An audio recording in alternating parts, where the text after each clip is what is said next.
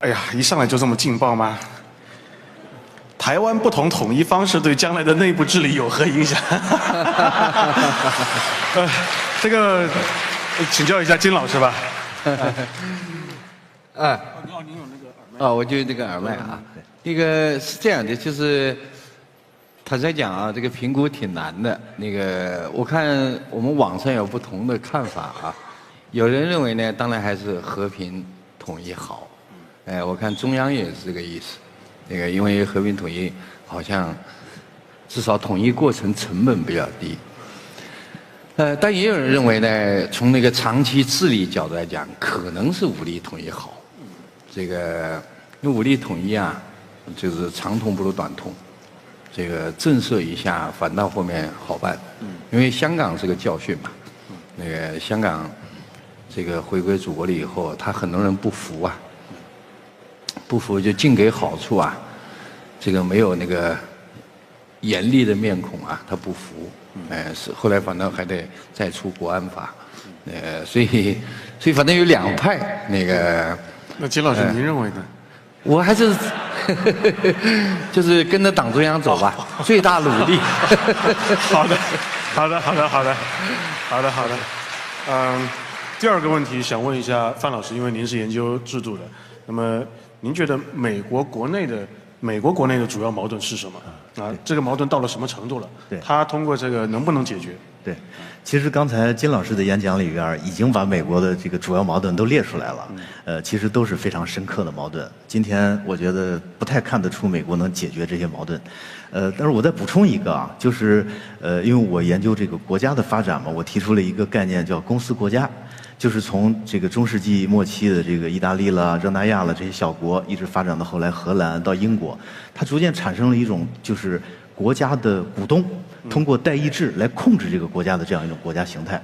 那么这样一种东西呢，后来在美国也是这么发展的。但是过去我刚才讲到这个知识体系，它用一种知识体系呢，把这个东西给包装起来，然后让大家觉得真的是我们选票选出来的民选官员在治理我们。那么大家就忽视了一个真正的根本问题，就是美国这个国家这块土地上的人民，他的政治家，他的精英阶层，实际上在里边隐藏有另外一个，就是国际金融这样一个集团。这个集团它不是以美国为家的，所以这是一个潜藏的矛盾。这个矛盾呢，在最近一段时间开始逐渐的爆发出来啊，包括最近发生的很多事情，可能背后这个都跟这个有关系。所以我觉得这也是美国将来很难解决的一个问题啊，就是你作为一个宿主。对吧？怎么面对自己的这个寄生阶层的这样一个问题？我比较好奇啊，因为之前我也是听到有人说，这个比如说美国的议员，他本身应该是一个选举，然后当议员来反映它是一个 representation 的一个东西，但是它成了一个职业化的东西，它非常的职业化，它的这个可以是当很久的议员，就这个东西对美国的民主有什么样的破坏？我来回答是吧？对，我看到过一句话，就是那个有本书叫《美联储》啊，里边讲了一句话，他说美国这个政治呢看起来都是选举，这个主要的逻辑是选举，实际上主要逻辑是交易。那么交易呢，它其实需要一些这种掮客。它其实是个技术活，需要长期的来做这样的事情。所以在美国出现这种长期垄断一些这个公共职位，然后作为这个各种利益集团之间这种掮客的这样一种现象，它是必然出现的。那么这个东西显然它是反民主的，但是我觉得它在美国不是个问题，因为美国我从来也不认为它是个真正的民主制度。好的，它的本质就是交易啊。好的。那么下一个问题是这个金教授的啊，是一个国际关系的啊，就是说。就现在俄乌啊、巴以啊，还有红海啊，到处都是有一些冲突。美国它会不会陷入这种三线应付的这种局面？那么如果是的话，那么对中国有什么影响？会不会有这个所谓的新的战略机遇期？现在应该讲呢，美国是战略有点矛盾的。美国实际上现在真的要把中国当对手了，因为我在《环球时报》写了一篇文章，我个人认为啊。这个以2022年10月12号拜登政府的国家安全战略报告为标志，美国的单方面的对华新冷战已经开始了。证据如下啊，就是老冷战、新冷战有个特点，就是美国确定一个唯一的全球对手。那么那个时候苏联，现在中国，你们去看那个拜登政府的报告，写得非常清楚，说世界上只有一个国家有能力也有意图，是吧？挑战我的秩序，那就是中国，这是一样的吧？确定一个唯一对手。第二就是进行内外动员，现在真是内部外部都在动员嘛。第三个呢，就是全方位施压，不留空隙啊。第四个呢是不要打热战。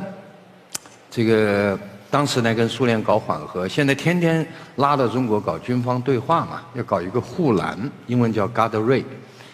因为那个真打的他肯定是要吃亏的嘛，所以呢要逗你，要整你，但是不许动手啊。拦着别打。对，这个就不管怎么生气，不许动手啊。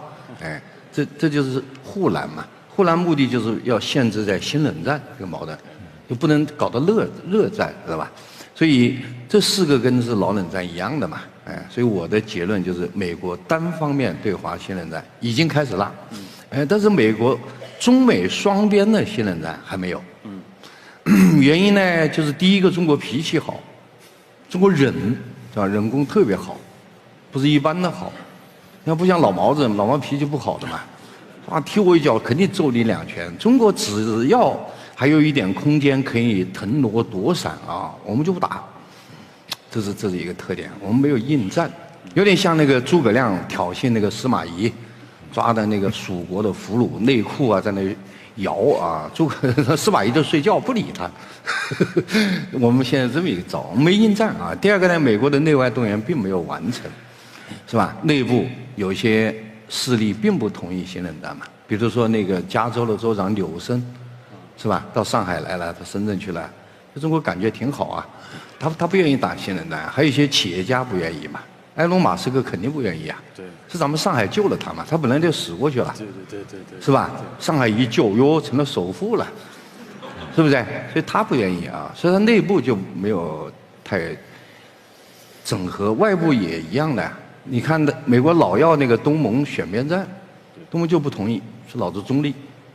是吧？你们想，单位1把手命令你选边站，整2把手，他们都说我中立，实际上就美国就没成功了，对不对？还有老欧洲也不愿意，是不是？南方不愿意，老欧洲不愿意，是他内外动员并没有完成。第三个呢，我觉得他现在没想清楚怎么对付中国，是吧？所以他的方向乱，所以结论就是这样，中美关系呢总体现在是不太好，然后还有一个情况啊，就是。他呢想把整个力量往那个中国这里收，结果就引发了别的地方的问题啊，比如说欧洲，他希望欧洲承担起责任对抗俄罗斯，然后在这个中东他力量就开始空虚，知道吧？于是那个地方出事儿的可能性就大了，所以他现在其实有点那个首尾难以相顾啊，主观上他真的想过来啊整中国，但客观上呢，他这一调动呢。反倒出问题了，知道吧？那个我们中国有一些军迷对中国军方有点不满意，说你看，那个伊朗、俄罗斯对美国挺凶的啊，是吧？就是美国的飞机啊、军舰区，他们都是很凶，中国挺客气的啊。中国就上去 hello 啊说一下，没有都在俄罗斯直接那个油把那个无人机给弄熄火了啊。那伊朗更狠了。但是他们不知道这个情况，就美军的主力部队在我们这儿，知道吧？是我们牵制了美军的主力部队，所以俄罗斯、伊朗就比较潇洒。最近不是抗日神剧很多嘛？我们借抗日神剧的说法，就是美国的八路军主力团在我们这儿，俄罗斯呢这个区小队，是一个县大队，伊朗呢是个区小队，知道吧？他力量布局是对我们压力很大啊，所以大概就这么一个情况。美国呢真想整我们。所以确实在部署，要重新调配部署，但调配部署导致什么？他在那个欧洲和这个中东就兵力很空虚，空虚他就出事了呗。出事以后他就得回去整，对吧？所以这个状况对他不是很好。然后今年2024年，我们可能还得关心一个热点——朝鲜半岛，知道吧？我看那个朝鲜半岛南北关系很不好，这个也是一个潜在的冲突点呐，对不对？我们中国就是这样的，就是我觉得现在还是要把主要还是家里的事弄好，就是经济上弄好。我刚才讲了有一个词没讲出来啊，我认为我们中国最大的挑战是什么呢？就是到今天，中国没有实现经济战略自主，这是我们真正的弱点。它的表现是什么？表现我们是高度依赖，在经济上高度依赖外部市场，是吧？经济是个供需问题，我们供给很好，需求不足。